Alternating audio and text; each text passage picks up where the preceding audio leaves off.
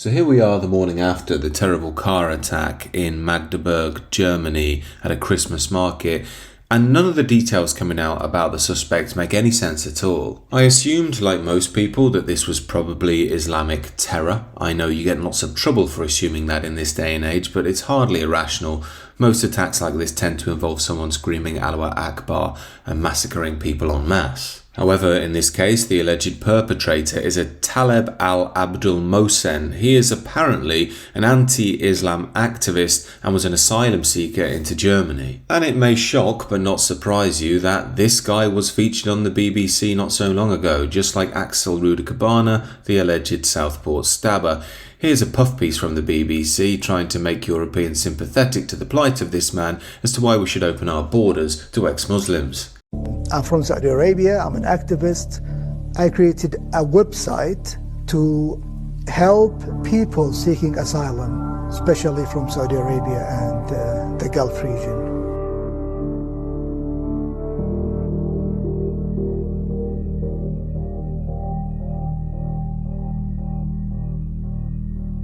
Yet more evidence that the BBC is beyond saving at this point.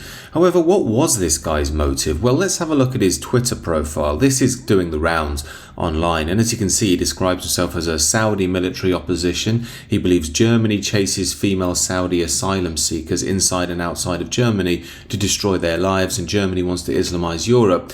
As you can see, he's followed by Tommy Robinson. This has led Mohammed Hijab, he's quite a loud and unrelenting Muslim voice, to state that this is the result of Zionism and the quote far right. Not quite sure the European, quote, far right are pro-mowing people down at Christmas markets, but grifters are going to grift. However, another line that's come out of many Muslim commentators online is that this may have been one big psyop. The guy who allegedly did this obviously presents as Muslim, and maybe they assume that they wanted to inflame tensions between Europeans and Muslims. However, I don't really buy that. Of course, we're going to figure out he's anti-Muslim in about 5 seconds. Now again, this is unconfirmed, but there are screenshots of texts and emails doing the rounds online about the alleged attacker. A woman is complaining to the police time and again, stating this man has said he's going to attack people in Europe en masse. Apparently his motive was he was very angry about the treatment of women in Germany. On top of that, he was allegedly under investigation from the Saudis for human trafficking.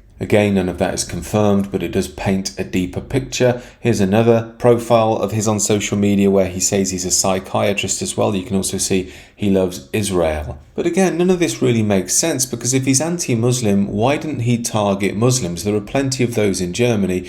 He purposefully targeted a Christmas market. He knew what he was doing, so why? Well, if all of the facts on the table here are true, we can only really draw one conclusion, and that's that this man believed that the European people are fodder, just as the Islamist believes that the European people deserve to pay for the alleged crimes of the West for not being Muslim or whatever else it is in their ideology. This guy believes we need to pay for the opposite, for not welcoming him enough, for not supporting ex-Muslims enough. And this reveals something very important that our also wise leaders and elites will never address. These sorts of attacks, regardless of ideology, tend to stem from a certain part of the world. In essence, we've imported this sort of attack. Now, I'm sure that would be described as hateful by the powers that be, but what are we supposed to do? Just ignore that this happens pretty much every year around Christmas time? On top of that, are we supposed to pretend that there's not a trend going on here? Are we just supposed to ignore it while Europeans get slaughtered year on year? I'm sure you know by now the answer to that is yes. You're supposed to shut up, have no opinion, and celebrate diversity as our strength all the time. Remember, terror attacks are part and parcel of living in a big city, according to Sadiq Khan. This is why it's all the more grating when you see these absolute snakes such as Emmanuel Macron, Keir Starmer, Justin Trudeau and Olaf Scholz. Here they are, all saying that they stand in solidarity and strength with the German people. No, you don't. Your ideology has led to this. You're doing the opposite of standing in solidarity with the European people. These people cheer on our demographic decline, they won't let us talk about the issues that Europe faces seriously, and they enforce liberalism on the pain of jail,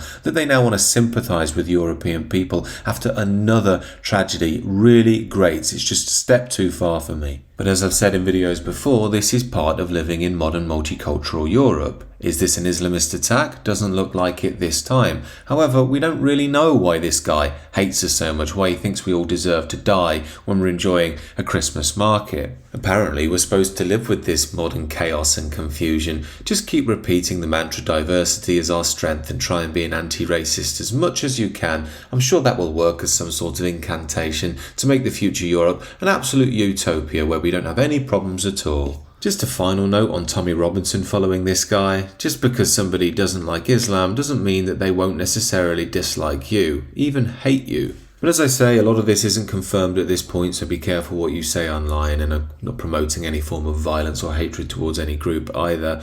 However, our leaders are going to have to do something about this eventually, because Europe is getting to the bursting point. These are just my thoughts, however, do let me know what you think down below. Do consider subscribing to the channel if you're new.